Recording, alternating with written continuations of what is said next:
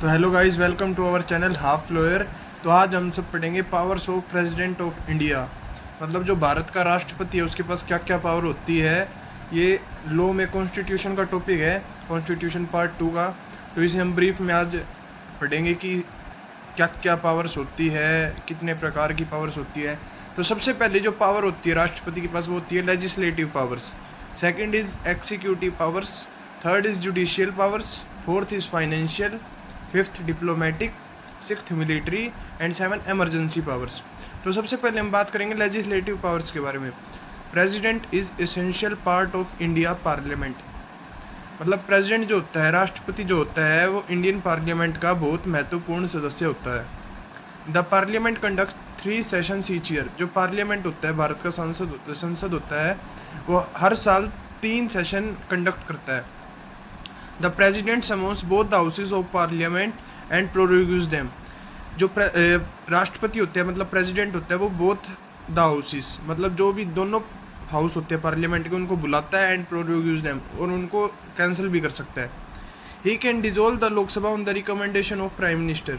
उसके पास ये भी पावर है कि वो लोकसभा को डिजोल्व कर सकता है, पर खुद नहीं, रिकमेंडेशन ऑफ प्राइम मिनिस्टर से। मतलब जब उसके पास प्रधानमंत्री की रिकमेंडेशन आएगी वो तभी ये काम कर सकता है। Lok Sabha has 545 seats and in Lok Sabha 2 seats are filled from Anglo Indian community. जो लोकसभा की 545 सीट्स होती है उसमें से 2 सीट्स एंग्लो इंडियन कम्युनिटी के लिए फिल्ड करी जाती है। Rajya Sabha has 245 seats, 12 seats nominated by president for represent person of different fields, art, science, literature. For example present में मैरी कॉम जो है वो स्पोर्ट्स कैटेगरी से इस सीट्स पर रिप्रेजेंट है। Every type of money bill and state reorganisation bill get recommendation of president before present in parliament. जो भी मनी बिल होता है या स्टेट रीऑर्गेनाइजेशन बिल होता है, उसको पहले प्रेसिडेंट की रिकमेंडेशन चाहिए होती है पार्लियामेंट में पेश होने से पहले। President have power to bring ordinance. तो यहाँ हम देखेंगे ऑर्डिनेंस। ऑर्डिनेंस क्या होता है? ऑर्डिनेंस का मतलब है कच्चे कानून। प्रेसिडेंट के पास पावर है कि वो कच्चे कानून ला सकता है। Executive powers. President appoints prime minister after general elections. President मतलब राष्ट्रपति जो होता है वो प्रधानमंत्री को अपॉइंट करता है जनरल इलेक्शन के द्वारा। President appoints attorney general of India AGI। President appoints CAG।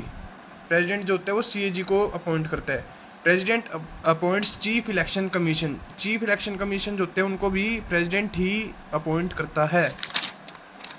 उसके बाद हम देखेंगे president appoint UPSC members. UPSC के जितने मेंबर्स होते हैं उनको भी प्रेसिडेंट अपॉइंट करता है।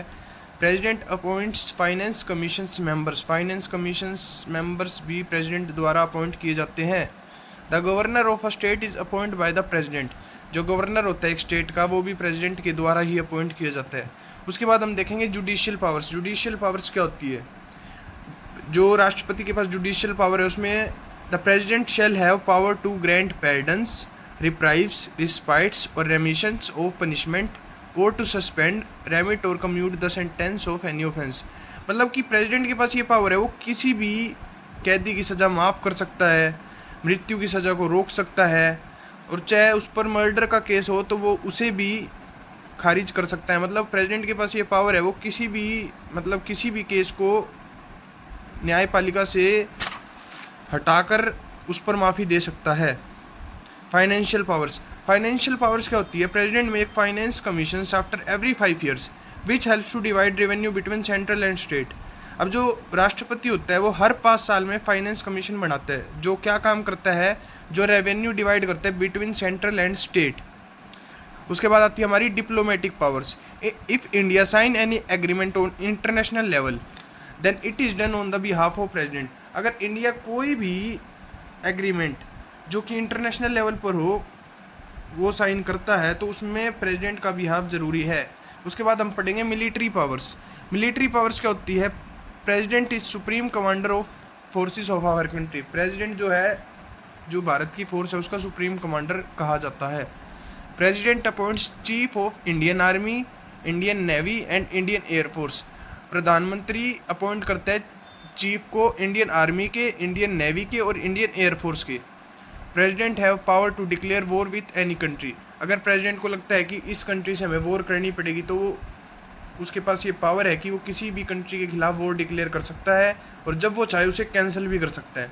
उसके बाद हम देखेंगे इमरजेंसी पावर्स। इमरजेंसी पावर जो होती है वो 3 टाइप की होती है, national emergency, president rule and financial emergency. जो नेशनल इमरजेंसी है वो आर्टिकल 352 में दी गई है, प्रेसिडेंट रूल आर्टिकल 356 में दिया गया है एंड फाइनेंशियल इमरजेंसी आर्टिकल 360 में दी गई है। और जो ये फाइनेंशियल इमरजेंसी है ये अभी तक भारत में नहीं लगी है, जो कि आर्टिकल 360 में आप अच्छे से ब्रीफ में पढ़ पाओगे। तो गाइस कैसा लगा आपको आज का topic powers of president of India? अगर आपको ये टॉपिक अच्छा लगा हो तो लाइक और कमेंट करें, और अगर आप चाहते हैं ऐसी वीडियो आपको आगे भी मिलती रहे तो चैनल को सब्सक्राइब करें और बेल आइकन को प्रेस करें। Thank you.